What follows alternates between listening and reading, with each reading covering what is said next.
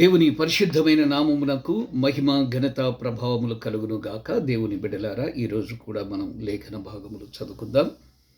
లేవియా కాండము 19వ అధ్యాయం నుండి 22వ అధ్యాయం వరకు ఈరోజు 4 అధ్యాయములు చదువుకుందాం.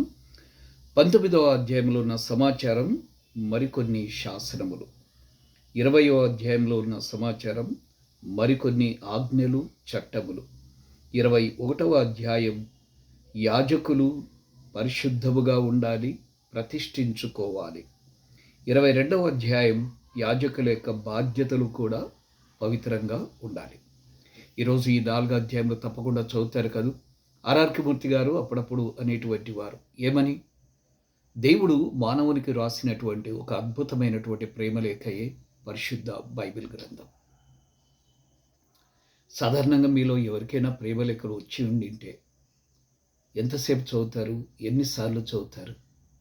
ఆలోచన చేయండి. ఇప్పుడు దేవుడు రాసినటువంటి ఈ ప్రేమలేఖను రోజుకు ఎన్నిసార్లు చదువుతున్నారు? ఎంత ధ్యానపూర్వకంగా చదువుతూ ఉన్నారు? ఆలోచన చేయండి. తప్పకుండా ఈ సంవత్సరం బైబిల్ను కంప్లీట్ చేద్దాం. నాతో సహకరించండి. మీకు వీలైతే గూగుల్ మీట్లో జాయిన్ కాండి.